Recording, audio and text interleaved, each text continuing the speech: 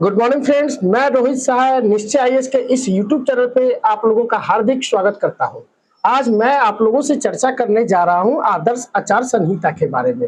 आज का जो हमारा यह वीडियो है किन विषयों पर आधारित है, सबसे पहले उन विषयों को देख लेते हैं।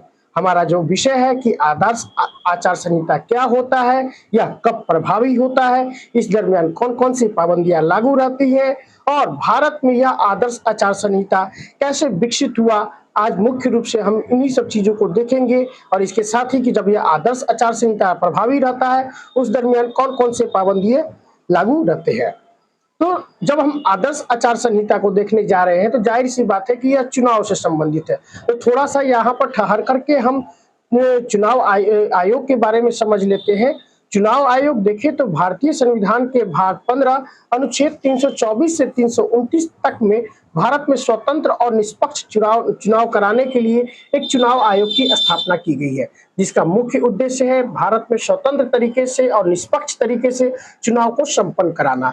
अपनी स्थापना से लेकर के अभी तक देखें तो चुनाव आयोग के द्वारा इस दिशा में कई सारे प्रयास किए गए, जिन प्रयासों के माध्यम से चुनाव की प्रक्रिया को और अधिक स्वतंत्र और निष्पक्ष बनाने की कोशिश किया गया है। उन्हीं किए गए प्रयासों में एक प्रयास है आदर्श आचार संहिता।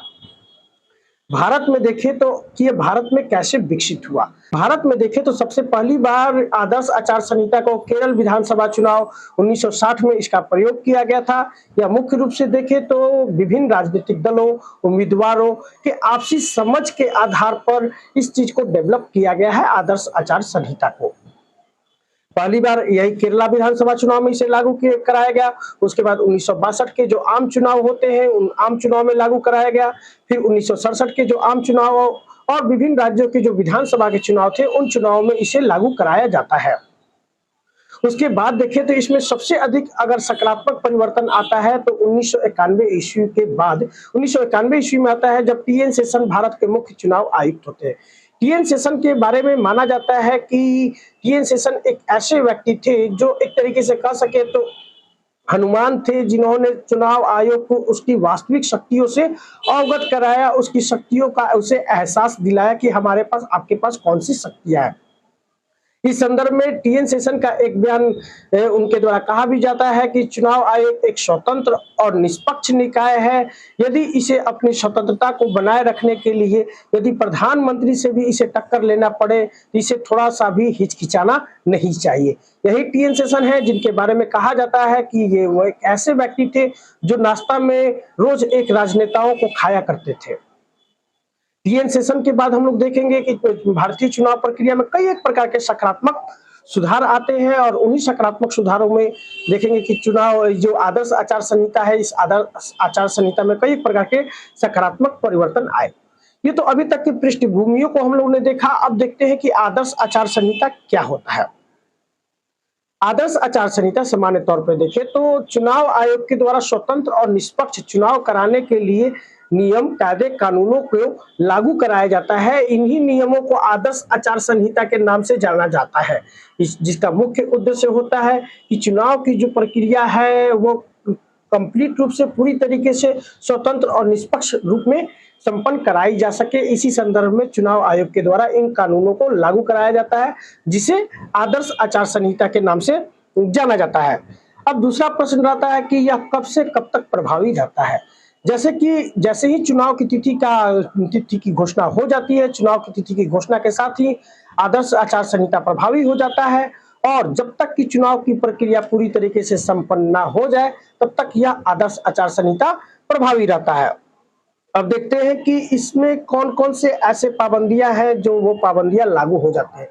यदि जैसे सामान्य तौर पे देखें तो चुनाव की तिथि की घोषणा होने के साथ ही यह आदर्श आचार संहिता लागू हो जाता है। इस दरमियान कई एक सारे ऐसे पाबंदियां हैं जो राजनीतिक दल और उम्मीदवारों के ऊपर एक तरीके से पाबंदी लागू रहती है। उनसे उम्मीद किया जाता है कि वो ऐसा कोई भी कार्य ना करें जिनके उस कार्यों से किसी प्रकार से चुनाव के ऊपर नकारात्मक प्रभाव पड़े।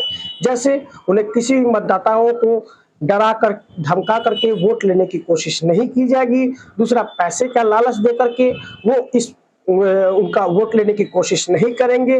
वहीं धार्मिक भावनाओं को एक तरीके से प्रबल बनाकर, यानी धार्मिक भावनाओं को बढ़ा करके भी वो इस चुनाव प्रक्रिया में शामिल नहीं हो सकते हैं। उनके द्वारा मतदान की मांग नहीं की जाएगी और इसके साथ ही उनके द्वारा ऐसे कोई भी कार्य नहीं किया जाएगा जहां जिससे किसी भी प्रकार से धार्मिक भावनाओं को ठेस पहुंचता हो।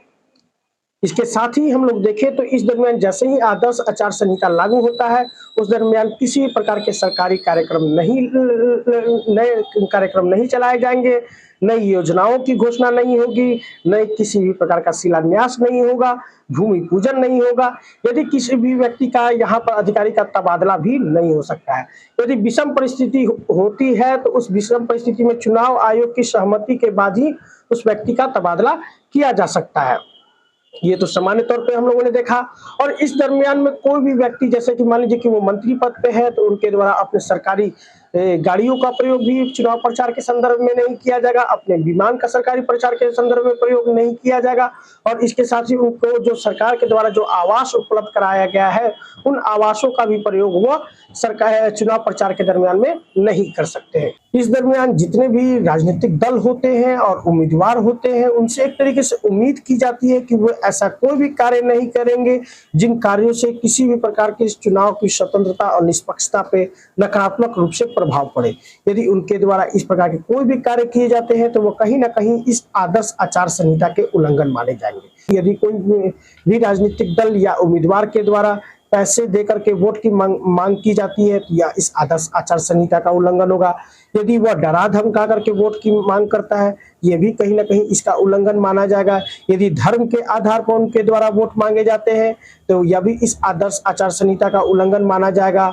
इसके साथ ही देखें तो जो मतदान के जो केंद्र होते हैं, उस मतदान के केंद्र के 100 मीटर के दायरे में वो किसी भी प्रकार से चुनाव का प्रचार नहीं कर सकते।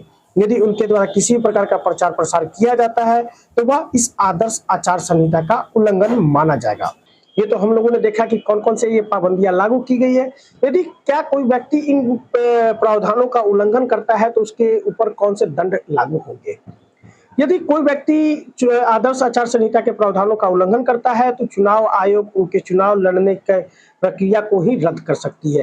यानी वो उम्मीदवार को चुनाव नहीं लड़ सकता है, उन पर रोक लगाया जा सकता है चुनाव आयोग के द्वारा। दूसरा देखें तो चुनाव आयोग उनके ऊपर आपराधिक मुकदमे भी चला सकती है। इसके साथ ही यदि चुनाव आयोग समझे कि इस व्यक्ति को जेल भेज देना चाहिए तो चुनाव आयोग उस व्यक्ति को जेल भी भेज सकती है। उम्मीद करते हैं आप लोगों को हमारे इस वीडियो के माध्यम से कई सारी जानकारियां प्राप्त हुई होंगी। यदि आपको अच्छा लगा हो तो हमारे चैनल को जरूर सब्सक्राइब करें। Thank you so much.